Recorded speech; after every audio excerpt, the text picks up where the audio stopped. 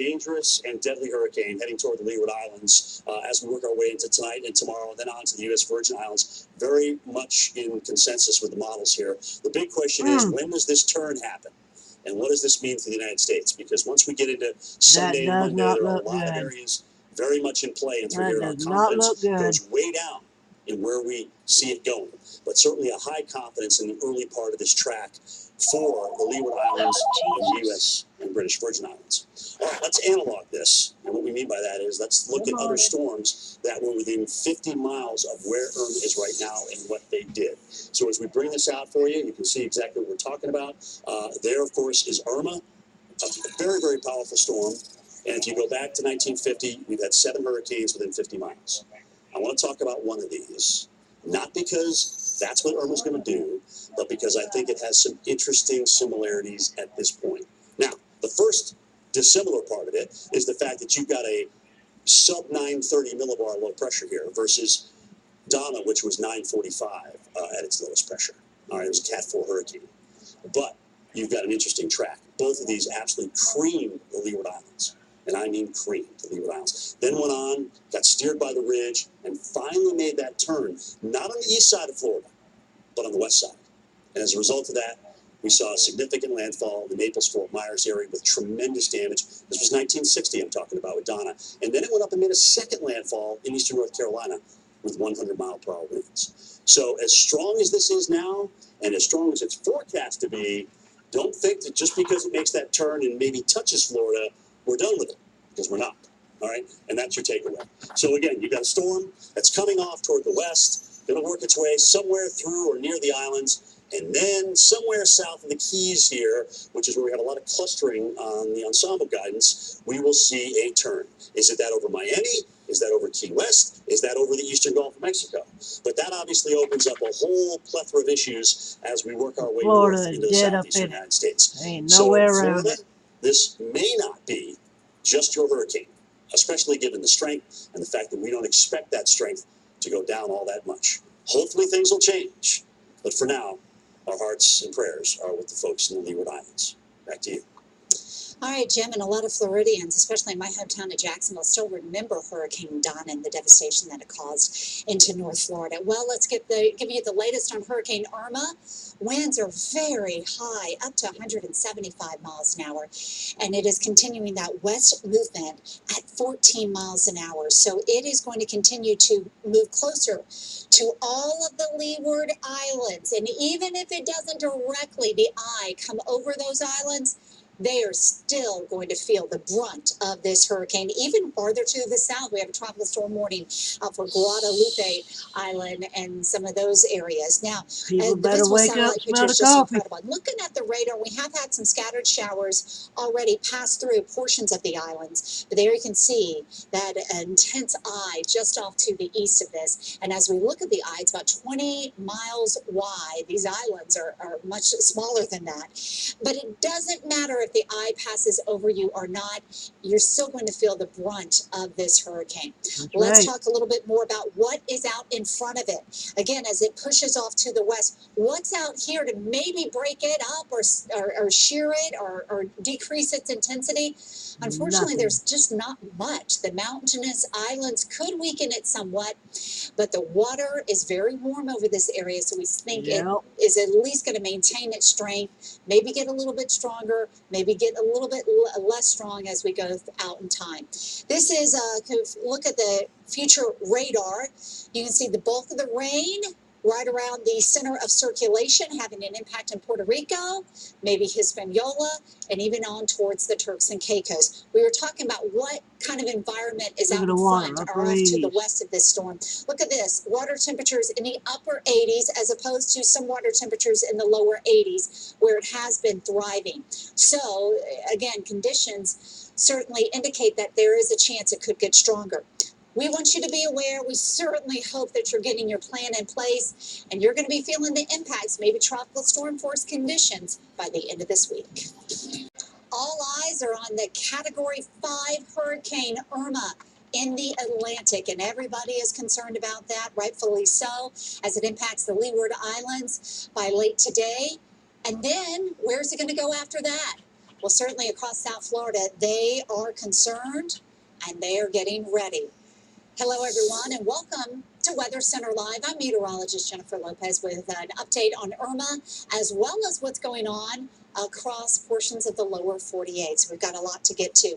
Meanwhile, people in South Florida, they're gearing up. They're getting ready. They're not taking any chances. They know this drill. Better not. They're preparing for Hurricane They Irma. ain't You playing. can see the shelves. This is in Fort Myers and Naples along the west coast of Florida. They're empty. However, new shipment is expected to arrive, and those shelves will be Better have a restocked shipment after very shipment shortly. for the next few Let's days. have the latest look at Irma, and the satellite picture is very impressive here as we can see this very large hurricane just off to the east of the Leeward Islands. The winds, 175 miles an hour. We'll get another update within the next hour.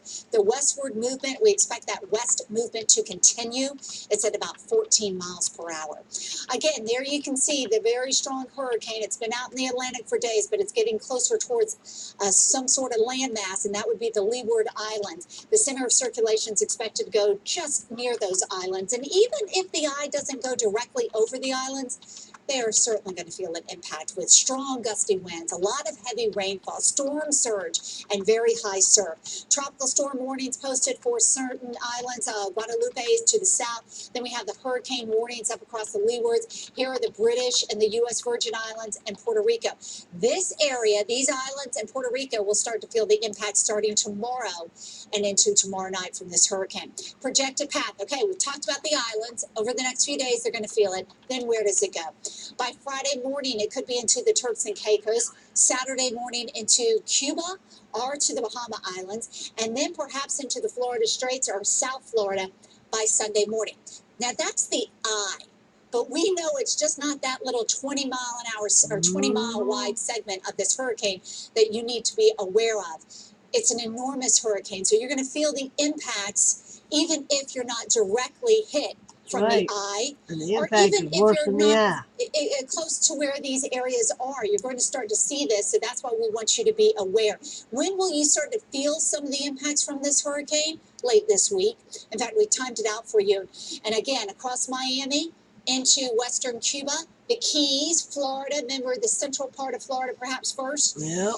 Thursday, late Thursday night into Friday is when we think you can start to feel those tropical storm force winds and maybe a little bit of rain. So that is why today's important, tomorrow's important.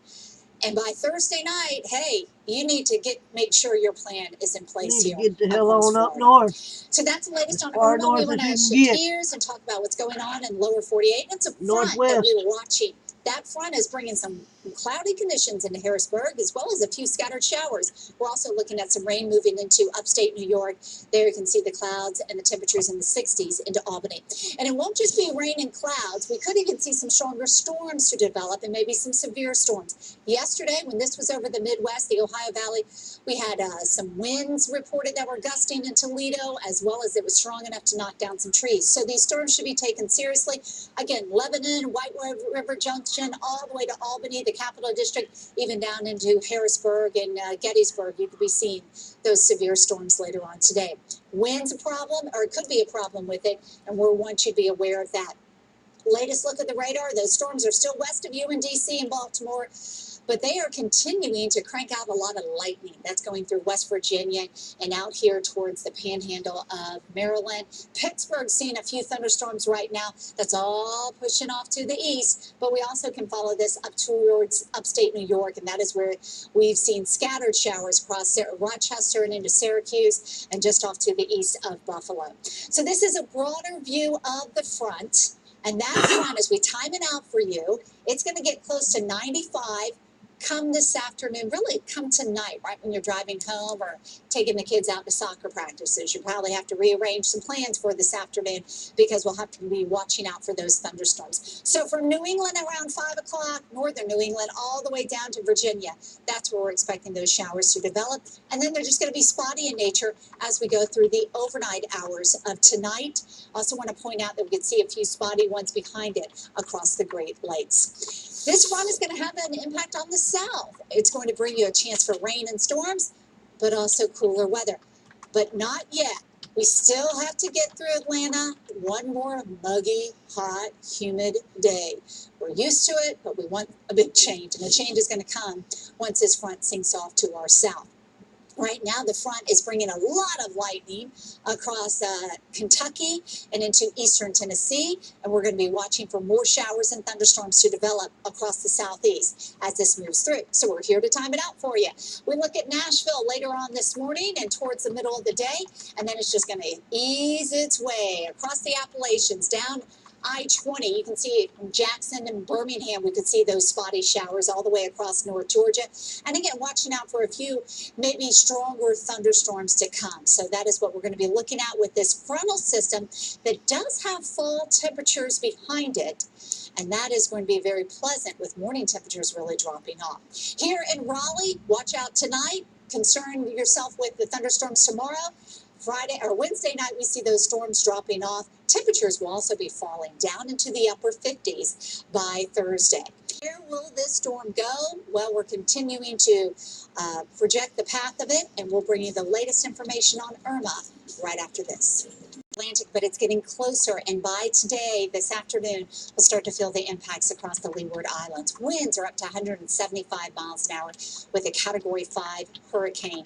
It is moving off to the west at about 14 miles an hour. The projected path does take it through the Leeward Islands today, Puerto Rico tomorrow, and then beyond that, we are concerned with the Turks and Caicos, the Bahama Islands, as well as Cuba, and maybe even Florida. Again, there's increasing chances that it is going to have an impact across the Sunshine State. So that is why we want you to start preparing now. Hopefully preparations are done across the Leeward Islands, as again, it won't be long before they'll feel the impacts from the hurricane. There is a warning, a hurricane warning out for those islands, as well as over in Puerto Rico and the Virgin Islands. But we want everyone across Florida, as well as into the Bahamas and Cuba, to be aware of this hurricane, because again, we're all too familiar to what hurricanes can do.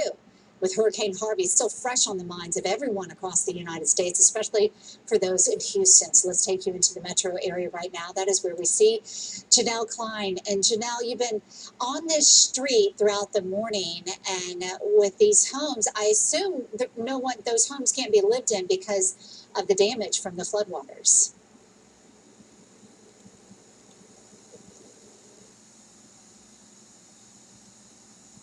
Justice, to see this in person is almost surreal. Literally everything inside a home on the front lawn, everything from, a refrigerator to furniture to heirlooms to family photos. I mean, and this is not just one home, it's home after home for blocks and blocks. Imagine this all throughout the city, and this is really the situation and the reality for thousands of people here in Houston.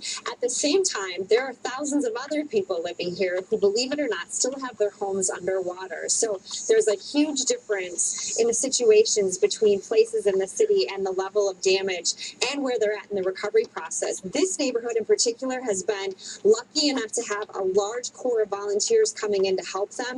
And so they've made a lot of progress over the weekend thanks to the warm weather and no rain. But a lot of other people are not. At the same time, even those who have been hit hardest say they are very grateful for all of the help they're getting, and they're trying to focus on what matters, which is people and not things. We weren't surprised. Nobody's surprised, and we knew it was likely to hit. Of course, we were, watching every half inch of water rise up. It's just stuff in the house. It's no lives or anything were lost, and we can rebuild and redo whatever we need to do. It's just things. That spirit is getting a lot of people through, and for good reason. A lot of people here, in fact, most people here do not have flood insurance, and this is going to be a very costly event. The Texas governor now estimating that Harvey could cost more than $180 billion in recovery costs, Jen. So this is a big storm, and as you can see from all of the damage here, it's going to take an awfully long time for this city to rebuild. Yeah, it's amazing how you're just walking by all the homes, but the view behind you just has not changed. And again, our hearts go out to those people. Thank you so much for that report. Well, the news is getting a little bit better across the Houston area as far as the river and the flood stage. Yesterday, we had up to 18 rivers that were at major flood stage. Today, they're down to 15, so at least that's going in the right direction. Let's look at a few rivers in particular, and especially the bayou. The Buffalo Bayou, that goes right through Houston, and that's one of the main ones that go out towards the Galveston Bay area. Well, at Piney Point, just west of Houston downtown, we see that it's finally dropping to moderate flood stage, and it'll continue to be a moderate to minor flood stage as we go through the rest of this week and into the weekend. Over in Beaumont, still major flood stage for the river here. So again, a huge concern as the floodwaters are still very high across a few portions of Houston and off in East Texas. There are other locations as we go into tomorrow over towards the Virgin Islands and Puerto Rico. They're underneath a hurricane warning, and they're going to feel the impacts from Hurricane Irma. Even if the center of circulation doesn't go right over these islands, they are certainly going to see some sort of impact, whether it be storm surge, heavy rain, strong winds. They are certainly concerned about this. And the U.S. Virgin Islands, again, they're in the path of this hurricane. They're underneath the hurricane warning, and the governor, Ken Knapp, has declared a state of emergency, and he joins us live now via Skype. So, Governor, we appreciate you taking your time out of your busy time preparing for this hurricane. And can you tell us what preparations are being taken now across the U.S. Virgin Islands? Well, thank you very much, Jen, and good morning to all of your viewers. We are battening down and getting all of our government facilities and having our residents get their homes prepared. We're taking care of our seniors. We're making sure that we're cleaning up all of our bin sites, just making sure that all of the issues at our water and power authority, the power plant, the hospitals, airports, everyone is preparing. We've had experience with hurricanes in Hugo and Maryland. We're letting our residents know this is a dangerous event. It is going to pass really very, very close to the U.S. Virgin Islands, north of St. Thomas. We're hoping for that northern swing that they just take us out of the hurricane force winds, straight winds, and keep us into the tropical storms. But we're preparing as if this storm is going to go right over the U.S. Virgin Islands. And we are prepared. Our partners from the Federal Emergency Management Agency and the federal government has been full force in the U.S. Virgin Islands. Had the good fortune of speaking with the President's Chief of Staff, General John Kelly, this morning, and the Regional Administrator, Kevin Rabin. We have assets that have been positioned outside of Florida, Navy vessels. We have a major distribution center for Puerto Rico and the U.S. Virgin Islands on the island of Puerto Rico. And we have assets that have been deployed to the U.S. Virgin Islands, to each of the islands thus far. So we're doing our final preparations, making sure that our residents are fully prepared. We have about 5,000 American tourists from in the islands, and our Department of Tourism have been working with our hoteliers and our guests to make sure that they're going to be safe and be able to get through this event in a very safe way. It is so good to hear that you are taking this storm seriously, and all of us back here, many of us in the U.S., are very concerned about you and your residents there, as well as the tourists there. Where can residents go for more information about here on the U.S. Virgin Islands? Where can they go to get more information about this? InformUSVI.com, VIalert.org. You can get information at those two sites.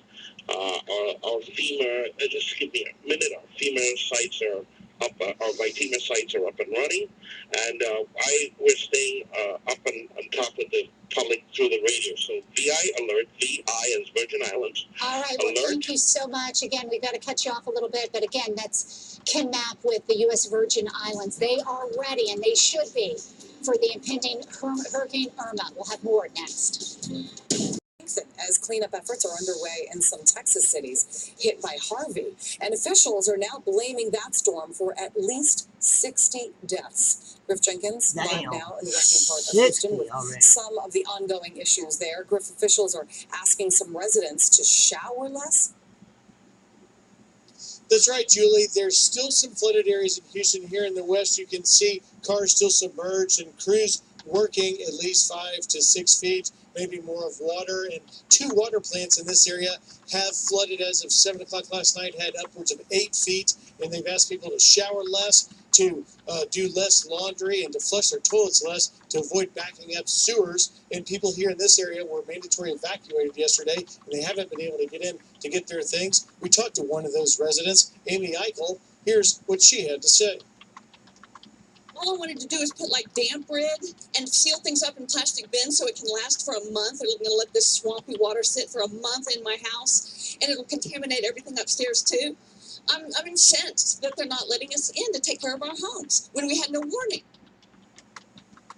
But the mayor says that roughly 95% of the story is dry, and that's why you've seen the images of so many people digging out of this horrible storm, Julie. Yeah, it's incredible to see the amount of water still behind you. And Griff, what does the future hold then for Houston in the coming weeks and months? Well, in the coming weeks and months, they're going to be assessing the damage. The governor's saying it's upwards of $180 million. We saw all these houses, many of them that may have to be block by block demolished. And we're going to try and spend some time today with the Harris County flood officials and figure out exactly where these levels are and what sort of threat they're in when they have their first threat today of thunderstorms, about 40%. Julie? All right, Griff Jenkins, thank you very much. There are new reports that North Korea may be getting ready to test launch another long-range missile. Few hours they have been finding winds over up to 150 miles an hour. It looks like maybe they're trying to go back to the island. They're going through another pass. So again, we're expecting new information in on this hurricane by 11 o'clock, so within the next few minutes, and we'll bring it to you. 75 miles per hour. We all have to keep a close watch on it. If you follow the track, we can't tell exactly where the track is. Some people think it might go up the East Coast. Some people think it going right up to the middle of the state. Some people think it's going to be in the West Coast. Today, I've already had phone calls with sheriffs, police chiefs. We started this weekend with calls with all the counties. We've already had conference calls with the superintendent. I've talked to the Corps of Engineers. I mean, we have to watch it very closely. Yesterday, I declared a state of emergency for all 67 counties in the state. I talked to President Trump last night. He's committed all the federal resources that are necessary. I just a few minutes ago requested President Trump declare a pre-landfall emergency for the entire state of Florida. That's going to free up much-needed federal funding and assets. I just a few minutes ago got off the phone with the administrator of FEMA, Brock Long, and went through what we think we might need. We've already activated 100 members of our National Guard. We have another 6,000 that we can activate. The first 100 will assist with preparedness. I am receiving regular weather and preparedness briefings from our Department of Emergency Management, and this state has a great state emergency management team and county emergency management teams. Every family's got to get ready. You can go to floridadisaster.org. 3 days of water per person, 3 days of food. Make sure if you have medicines that you are necessary, make sure you have them. Make sure you have fuel in your car. Make sure you have a better prepared radio. If you think you're going to need a shelter, find out where that shelter is. Whatever type of shelter you might need, whether it's special needs, pet shelter, all these things. Florida is known for preparing and doing a great job with disasters. We have no idea what's in store. We'll have to pray for the best. The hope would be that this thing would dissipate and just go out into the Atlantic, but we've got to prepare for the worst. Now, we brag about a local company. Founded in Naples in 2008, focused on providing customers with natural alternatives to sugar. All right, we were listening to the governor of Florida. Obviously, that state is getting ready for the impending impacts from Hurricane Irma. This is the latest look at it with winds at 175 miles an hour, a Category 5 hurricane. You can see it is coming close to the island of Antigua, as well as the Leeward Islands. The Caribbean is certainly going to have an impact. The Caribbean will be impacted from this hurricane as we go out in time, and probably by tonight we'll start to see that in the Leeward Islands. So the projected path takes it through or near the Virgin Islands, near Puerto Rico, near Hispaniola, then over into the Turks and Caicos, where at Friday, again, still a very strong hurricane. Then as it gets into the Bahamas, maybe Cuba, the Florida Straits, South Florida, that would be Sunday morning. That's when the center, though, this is for the eye of the hurricane to come through. That eye is 20 miles wide, but that hurricane is much wider. So even if the eye doesn't go right over the landmass, you're going to be feeling the impacts. And we certainly want you to be aware, even though there's no hurricane watches or warnings out for these locations. We want you to be aware because now is the time to prepare. All of Florida's going to get it. And that does include you in Florida. So again, as we go through the next few days, we'll try to time out when you'll start to feel the impacts. And notice here by late Friday, we'll start to notice those stronger winds coming in. Wake up and smell the coffee, people. I'm telling you. So this ain't nothing to play with. Meanwhile, let's talk